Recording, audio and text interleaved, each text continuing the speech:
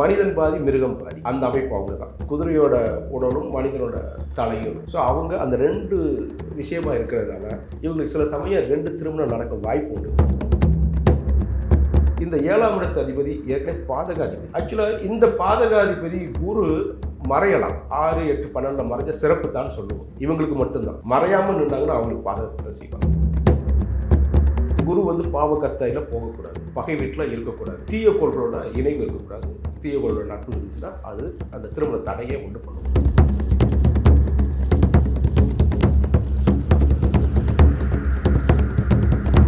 மிதுன ராசி என்பர்கள் சார். ஸோ இந்த மிதுன ராசி என்பர்களுக்கு திருமணம் கைகூடாமல் இருக்கிறதுக்கோ இல்லை திருமணத்தில் தொடர்ந்து தடை ஏற்படுறதுக்கோ என்ன சார் காரணம்?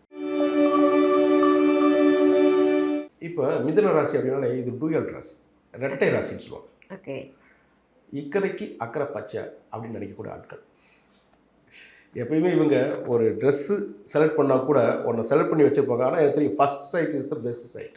ஓகே. ஆனால் அவங்க என்ன பண்ணுவாங்க தெரியுமா, அதெல்லாம் உழைப்பி விட்டு மற்றெல்லாம் எடுத்துகிட்டு வந்துடுவாங்க. ஓகே. வீட்டுக்கு வந்துடுவாங்க. வந்ததுக்கப்புறம் நான் அந்த முதல்ல பார்த்தது எடுத்துக்கலாமோ அப்படின்னு நினைப்பாங்க. இதெல்லாம் அந்த மிதுன ராசி டூயல் சைன்கிறதுனால அப்போ எப்பயுமே பெஸ்ட்டை விட்டுருவாங்க. ஒன்று. அடுத்து இவங்களுக்கு தான் பார்த்தீங்கன்னா ஃபஸ்ட்டு அந்த 2 திருமணம் அப்படின்னு சொல்லணும்னா இந்த மிதுன ராசிக்காரர்கள் தான் முத ஆரம்பிக்கும். ஓகே. இருதார யோகம் அப்படின்னு. ஏன்னா இவங்களே 2 மனசாக இருக்கிறாங்க. இவங்களுக்கு நேர் 7ஆம் இடம் பார்த்தீங்கன்னா தனுசு. அதுவும் பார்த்தீங்கன்னா வில்லு அம்பு 2 இருக்கும். வில்லு அம்பு தனியாக இருக்குது. அப்புறம் பார்த்தீங்கன்னா மனிதன் பாதி மிருகம் பாதி அந்த அமைப்பு அவங்க தான். குதிரையோட உடலும் மனிதனோட தலையும் இருக்கும். ஸோ அவங்க அந்த 2 விஷயமா இருக்கிறதுனால இவங்களுக்கு சில சமயம் 2 திருமணம் நடக்க வாய்ப்பு உண்டு. பொதுவாக நீங்கள் மிதுன ராசிக்காரங்க மிதுன லக்கணக்காரங்க பாருங்கள், ரெட்டை பேர் இருக்கும். வச்ச பேர் ஒன்றா இருக்கும், கூப்பிட்ற பேர் ஒன்றா இருக்கும். இல்லை பேரே 2 பேராக இருக்கும். பவானி சங்கர் அப்படின்னு 2 பேர் வைப்பாங்க. பவானின்னு கூப்பிடலாம், சங்கர்னு கூப்பிட்டுக்கலாம். சிவ சங்கர். ஓகே. இப்படி சங்கரனையும் இவங்களையும் ரெண்டு சேர்த்து சொல்கிறது, இல்லாட்டி 2 பேர் வைக்கிறது. கார்த்திக் அப்படின்னு வச்சா பேர் ஈஸி, முத்து கார்த்திக்னு பேர் வைப்பாங்க. ஓகே. அவங்க முத்துன்னு கூப்பிடுவாங்க, கார்த்திக்னு கூப்பிடுவாங்க. இப்படி ரெட்டையாக இருக்கும். இருக்கான்னு செக் பண்ணி பாருங்க, இருந்துடும். மிதுன ராசிக்காரங்களுக்கு ரெட்டை பேர் இருக்கும். வச்சது ஒன்று, கூப்பிடுறது ஒன்று. அதனால் இவங்களுக்கு அந்த 2 திருமணம் நடக்க வாய்ப்பு இருக்கிறதுனால நாங்களாம் மிதுன ராசிக்காரர்கள் ஆரம்பத்திலே நீங்கள் ஒரே பேரே வைங்க, ஒரு வாழ்க்கையை அவங்க அமையட்டும்னு சொல்லி கொஞ்சம் அட்வைஸ் பண்ணுவோம்.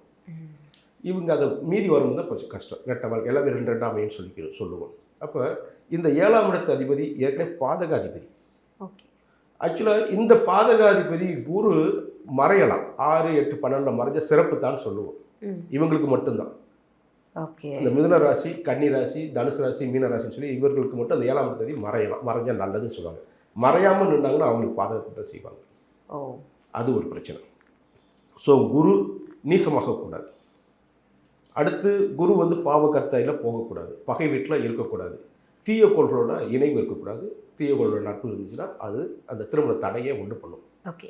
அதுபோல் இதே 7ஆம் இடத்துல போய் செவ்வாய் உட்கார்றது, சனி உட்கார்றது, ராகு கேது உட்கார்றது, இது எல்லாமே பிரச்சனை தரும். ஓகே. அப்போ அவங்க திருமண தடைக்கு இவ்வளோ கோள்களும் காரணமாக அமையும். லக்னாதிபதி 7ல் போய் உட்காரலாம், அந்த ராசி அதிபதி போய் உட்காரலாம், புதன் அங்கே போய் உட்காரலாம். உட்காந்தா ஓகே. அவங்க இவங்களே அந்த வீட்டுக்கு போய் அதை மாப்பிள்ளையாக போயிடுவாங்க. இல்லாட்டி பொண்ணு அவங்க வீட்டில் நல்ல பேர் எடுக்கக்கூடிய நிலைமையில் இருப்பாங்க. இதுதான் நல்ல அமைப்பு. மற்றபடி மற்ற கோள்கள் எல்லாமே இணைவு கூறாமல் திருமண தடையை உண்டு பண்ணக்கூடிய அமைப்பில் தான் இருக்குது. ஏன்னா மற்ற ராசிக்கெல்லாம் கேட்கும்போது திருமணம் ஆகாத நீங்கள் மிதுன ராசிக்கு டக்குன்னு திருமணத்தில் பிரச்சனை வரும். கல்யாணம் ஆகலை அப்படின்னா அது ஒரு பக்கம், கல்யாணம் ஆனால் 2 திருமணம், அதுவும் பிரச்சனை தான், இதுவும் பிரச்சனை தான் இல்லையா? Okay sir. அதனால இவங்க இன்னொரு விஷயம் பண்ணுவாங்க. பொதுவாகவே மிதுன ராசிக்காரர்களாம் 2 தாலி கட்டுறது சிறப்பு.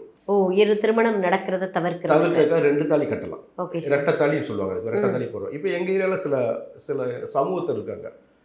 அவங்க கிருஷ்ணரை வணங்கக்கூடிய அந்த சமூகத்தினர். Okay sir. அவங்களாம் பார்த்தீங்கன்னா தாலி கட்டும்போது ரெட்டை தாலி தான் கட்டுவாங்க. நான் தான் என் வீட்டுக்காருக்கு பாமா, நான் தான் என் வீட்டுக்காருக்கு ருக்குமணி. கிருஷ்ணரை வழிபடுறதுனால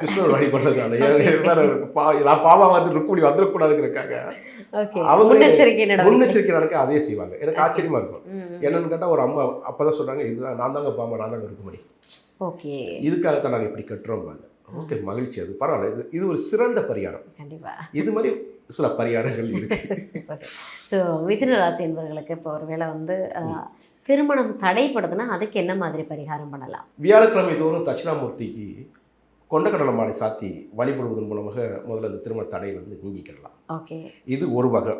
ரெண்டாவது விஷயம், பெருமாள் கோயிலில் தாயாருக்கு துளசி மாலை சாற்றி வழிபடுவதன் மூலமாக சனிக்கிழமையில் போய் சாட்சி வழிபடுவதன் மூலமாக ஒரு திருமண தடையை நீக்கிக்கிடலாம். இது ஒன்று. அதுக்கப்புறம் பார்த்தீங்கன்னா புதன்கிழமை அன்னைக்கு பசுமாட்டிற்கு அந்த அகத்திக்கீரை இது மாதிரி விஷயங்களை அதுக்கு கொடுப்பதன் மூலமாகவும் உங்களோட இந்த திருமண தடையிலிருந்து நீங்கி உங்களோட சுபிட்சமான வாழ்வு கிடைக்க வழி உண்டுன்னு சொல்லலாம். Okay sir. மிதுன ராசி என்பவர்கள் இந்த திருமண தடையிலிருந்து வெளியில் வரணும்னா என்ன மாதிரியான விஷயங்கள் பண்ணலான்னு ரொம்ப அழகாக சொல்லிட்டீங்க. Super sir. மகிழ்ச்சி மேடம்.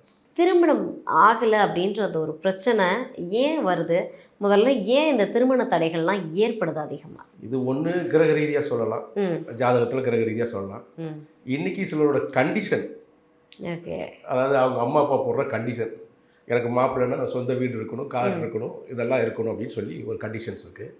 அதே மாதிரி பொண்ணு சைட்லேயும் அவங்க சில சமயம் டிமாண்ட் இருக்கு. ஸோ இந்த டிமாண்டெல்லாம் விட்டாங்கன்னா சீக்கிரம் கல்யாணம் நடந்திருக்கும் 90s கிட்ஸுக்கு. ஏன்னா எல்லா கிட்ஸுக்கும் கல்யாணம் முடிஞ்சு தான் இருக்குது. 90s கிட்ஸ்க்கு மட்டும்தான் அப்படின்னா அப்படிலாம் இல்லை. 70s உள்ளவங்களுக்கும் கல்யாணம் முடியாமல் இருக்காங்க, இருக்காங்க, ரொம்ப பேர் இருக்காங்க, நம்ம ஃப்ரெண்ட்ஸ் ரொம்ப பேர் இருக்காங்க. அவங்களாம் கண்ணால் பார்க்குறோம். விஷயம் என்னென்னா முக்கியமாக கிரக இணைவுகள், கிரக சேர்க்கைகள் இருக்குது, கிரகம் ஒரு இடத்துல போய் உட்கார்றது இருக்குது. அது ஒவ்வொரு ஜாதகத்துக்கும் வேறுபடும். பொதுவான ஒரு விஷயம் இருக்குது. கலத்திரக்காரகன்னு சொல்லி ஒரு கோள், அது வந்து பராசர முறையில் ஒரு மாதிரியும் ஜெய்மினி மெத்தடில் வேறு மாதிரியும் இருக்கும். இதுதான் ஆரம்பத்தில் உள்ள ட்ரெடிஷ்னல் மெத்தட்ஸ். அதுக்கப்புறம் கேபி அஸ்ட்ராலஜி, இன்றைக்கி ஏஎல்பி அஸ்ட்ராலஜி, ரொம்ப அஸ்ட்ராலஜிஸ் வந்துருச்சு. நோக்கம் என்ன, அவங்களோட நோக்கம் பூராமே ரிசல்ட் வரணும், அவ்வளோதான். ஸோ ரியலாக ரிசல்ட் வருது. ஸோ இந்த பராசர முறைப்படி தான் நம்ம ட்ரெடிஷ்னல் அஸ்ட்ராலஜி சொல்லும்போது கலத்திரக்காரகன் அப்படின்னா சுக்கிரன், இது ஆண்களுக்கு சொல்லும்போது. பெண்களுக்கு சொல்லும்போது செவ்வாய். இந்த செவ்வாய் சகோதரக்காரகனாகவும் இருக்கும். அப்புறம் திருமணம் முடிந்ததுக்கு அப்புறம் இது கணவராக மாறிக்கணும் பெண்கள் ஜாதகத்தில். ஸோ இந்த கோள்கள் போய் நீசமாகக்கூடாது, அப்புறம் கேது கூட போய் சேர்ந்து உட்காரக்கூடாது, ராகு கூட சேரக்கூடாது, அப்புறம் தீய கோள்னு சொல்லக்கூடிய சனி, அப்புறம் சூரியன், இவங்க கூட சேரக்கூடாது. சேர்ந்துச்சுன்னா தீய பலனை தரும். அதனால திருமண தடை உண்டாகும். சிலருக்கு டிலைடு மேரேஜ் இருக்குது, சிலருக்கு டினைடு மேரேஜ் இருக்குது. டிலைடுனா இல்லை, தாமதமாக முடியுது. சிலருக்கு திருமணமே இல்லை அப்படின்லாம் இருக்குது. ஸோ இதுக்கு சில கோள்கள் தான் காரணம். ஓகே. அதில் இணைவுகள் ரொம்ப இருக்குது. அது நீங்கள் கேட்கக்கூடிய கேள்வியை பொறுத்து அந்த இணைவுகளை பூரா நான் சொல்ல முடியும். Okay sir. அந்த மாதிரி கண்டிப்பாக. ஏன்னா இப்போ ஒரு திருமணம் பண்ணுறோம் அப்படின்னா நிறைய பேருக்கு திருமணம் ஆனதுக்கப்புறமா விவாகரத்துகள் நடக்கிறதா இருக்கட்டும், இல்லைன்னா அந்த குடும்ப வாழ்க்கையை வந்து நிம்மதி இல்லாமல் இருக்கு இல்லையா? ஸோ ஒரு திருமணம், ஏன்னா எல்லாருமே மேக்ஸிமம் அஸ்ட்ராலஜர் பார்த்து ஜோதிடம் பார்த்து தான் திருமணம் பண்ணி வைக்கிறாங்க. ஆனாலுமே அதில் வந்து ஒரு ஃபுல்ஃபில்னஸ் இருக்காது, பிரச்சனைகள் இருந்துகிட்டே இருக்கும். அப்போ திருமணத்துக்கு மஸ்ட்டாக இந்த பொருத்தம் கண்டிப்பாக இருந்தே ஆகணும், அது இல்லைனாலே பிரச்சனை தானா? என்ன பொருத்தம் இருக்கணும்? இப்போ தசவித பொருத்தம்னு சொல்லி ஒரு விஷயம் இருக்குது, 10 பொருத்தம்னு சொல்லி பார்க்குறாங்க. ஆமாம். இப்போ இன்றைக்கி எல்லா சடமும் பார்க்குற அளவுக்கு புத்தகம் வந்துச்சு. எங்கள் சிவகாசியில் தான் அச்சடிக்கிறாங்க. 3 ரூபா தான் அந்த புத்தகத்தோட விலை. அவங்க 10 ரூபாய்க்கு 20 ரூபாய்க்கு விற்கிறாங்க. மொத்த விலைக்கு வாங்கினா 3 ரூபா தான். நீங்கள் பஸ்ஸில், நீங்கள் சிவகாசி பஸ்ஸில் நீங்கள் உட்காந்துருந்தீங்கன்னு வச்சுக்கோங்களேன், அவங்க சும்மா அப்படியே வந்து ஒவ்வொரு இடத்துலையும் வச்சுட்டு போயிடுவாங்க. ஓகே. அப்புறம் திரும்ப வந்து கலெக்ட் பண்ணும்போது காசு கொடுக்குறவங்க காசு வாங்கிக்குவாங்க, புக் எடுக்கிறவங்க எடுத்துக்குவாங்க. அதில் 1 நிமிடத்தில் திருமண பொருத்தம் பார்ப்பது அப்படின்னு ஒரு புத்தகம். அது எளிதாக திருமண பொருத்தம் பார்க்குற மாதிரி அடிச்சு கொடுத்துருவாங்க. சில ஜோதிடர்கள் 10 பொருத்தம் இல்லை அப்படிங்கிறாங்க. அதெல்லாம் முக்கியமாக இருக்குது. அதுக்கப்புறம் தான் கிரக பொருத்தம். முதல்ல இந்த பொருத்தம், உங்கள் நட்சத்திரமும் அவங்க நட்சத்திரமும் சேரலை அப்படின்னா நான் எப்படி கட்டி வைக்கிறது? அப்போ அதுக்கு 10 வித பொருத்தம் இருக்குது. தினப்பொருத்தம், கணப்பொருத்தம், மகேந்திர பொருத்தம், ஸ்திரீ தீர்க்கம், அப்புறம் வசியம், ராசி, ராசி அதிபதி, யோனி, ரஜ்ஜு, அதுக்கப்புறம் வேதைன்னு சொல்லி இந்த 10 வித பொருத்தங்கள் இருக்குது. இதில் கிராமத்து பக்கம் நீங்கள் போனீங்கன்னா சொல்லுவாங்க, தாலி பொருத்தமும் சோழி பொருத்தமும் இருக்கா, பார்த்து சொல்லுப்பா அப்படிம்பாங்க. கிராமத்தில் சொல்லும்போது அது சில சமயம் கொஞ்சம் ஆக்வேர்டான வேர்டு மாதிரி இருக்கும். பட் அதான் உண்மை. தாலி பொருத்தம் கட்டக்கூடாது. சரி, தாலி பொருத்தம் தான். அதுக்கப்புறம் சோழி பொருத்தம் அப்படிமா. சோழி பொருத்தம் வேறு ஒன்றும் கிடையாது. எங்கள் கிராமத்தில் சொல்லும்போது தாம்பத்திய வாழ்க்கை அவங்களுக்கு நல்லா இருக்குமா பார்த்து சொல்லுவாங்க. அதுதான் யோனி பொருத்தம்னு சொல்லி நம்ம சொல்லும்போது யோனி பொருத்தம். தாலி பொருத்தத்தை ரஜ்ஜு பொருத்தம்னு சொல்லுவோம். இந்த ரெண்டும் மஸ்ட். ஓகே. இது 2 இருந்துச்சுன்னா தைரியமாக கட்டி வைக்கலாம். அதுக்கப்புறம் நீங்கள் சொல்லுங்களேன், நல்ல பொருத்தம் உள்ளவே சண்டை போடாமல் இருக்கணும். யோசிச்சு பாருங்க. அப்போ எவ்வளோதான் 10 பொருத்தமும் இருந்தாலும் சண்டை வர்றது சண்டை வரத்தான் செய்யும். நான் ஒரு வார்த்தையை விட்டால் டக்குன்னு சண்டை போடுவான், என்ன அடுத்து சேர்ந்துக்கிடுவான். அந்த சேர்ந்துக்கிற தன்மை அவன் ஜாதகத்தில் இருக்கான்னு பார்க்கணும், அவ்வளோதான். ஓகே. ஸோ அதனால தாலி பொருத்தம் சோழி பொருத்தம் ரொம்ப முக்கியம். ஓகே. இதுக்கு அடுத்து பார்த்தீங்கன்னா அந்த சோழி பொருத்தங்கிறது யோனி, அப்புறம் வசியம். இந்த வசியமும் யோனியும் இருந்தால் ரொம்ப ரொம்ப சிறப்பு. ஆனால் ரெண்டுமே அமையாது. ஓ அப்போ இது ரெண்டில் ஒன்று இருக்கணும், ஷுவராக இருக்கணும். அப்புறம் அந்த நட்சத்திரத்து கம்பல்சரியாக இருக்கணும்.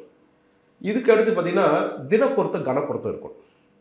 தினப்பொருத்தங்கிறது அதுதான் ஃபஸ்ட்டு பொருத்தம். உங்கள் நட்சத்திரத்துக்கு அடுத்த நட்சத்திரம் உடையாத நட்சத்திரமாக இருக்கணும். இது எப்படி சொல்லுவாங்கன்னா, இப்போ அஸ்வினி நட்சத்திரம் எடுத்திங்கன்னா அஸ்வினி பரணி கிருத்திகை, இந்த கிருத்திகை 3ஆவது நட்சத்திரம் உடையும். ஓகே. அதுக்கப்புறம் 5ஆவது நட்சத்திரம் உடையும். அப்புறம் 7ஆவது நட்சத்திரம் உடையும். இந்த உடையிற நட்சத்திரம் என்ன பலன் தரும்னா வதைனா அன்றாடம் நம்ம ஒரு நெருப்புக்குள்ளே இருக்கிற மாதிரியான ஒரு சிக்கலை கொடுக்கும். சண்டை சச்சரவு பார்த்தாலே வெறுப்பாக இருக்கும்.